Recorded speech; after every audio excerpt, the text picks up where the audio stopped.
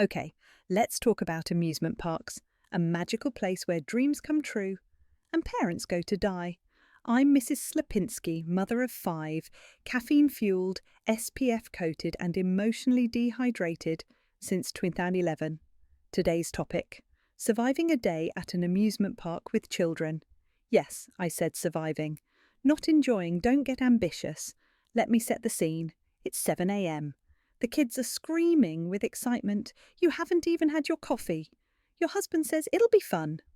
He's lying. He knows it. You know it. God knows it. You load the car like you're moving across state lines: snacks, strollers, sunscreen, band-aids, backup clothes, wet wipes, phone charger, epinephrine pen, stuffed unicorn named Sparklebutt, because if she goes missing, there will be blood. You arrive at the park, you pay for parking, it costs more than your wedding cake. You enter the gates, you take a deep breath. Smells like sugar, vomit, and $8 churros. And then the games begin. Child number one wants to go on the roller coaster that defies gravity and God. Child number two wants to go on the spinning cups 7 times in a row. Child number three is already lost. Child number four is having an existential crisis because someone else got the blue wristband. And child number five, oh, she just wet herself in line for the pirate log ride. You didn't bring extra pants, you brought hope. That was your first mistake.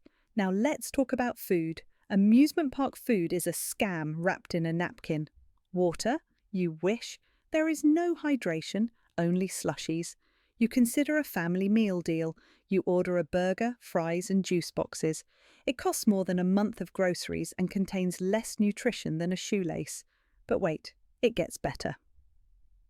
Now someone wants to win a giant stuffed animal. You spend $300 trying to knock over 3 rigged plastic bottles. You win a keychain. Let's not forget the rides. You, the parent, are not allowed to have fun. If you scream, you're embarrassing. If you don't scream, you're boring. You ride that spinning dragon ride because it's just for kids, and you get off looking like you just returned from war. Now it's 3 p.m. Everyone's sticky, sunburnt, and overstimulated. One child is crying because the mascot didn't wave at them. Another is crying because the mascot did wave at them. You try to gather your troop. One wants to stay, one wants to leave. 2 are already asleep. 1 is lost again. And the last one is pretending to be a flamingo on top of a picnic table. Because why not?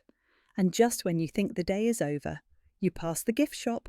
Oh no, not the gift shop, that unholy place where glitter goes to multiply, where plastic swords cost a fortune and tiny bags of candy are measured in diamonds apparently.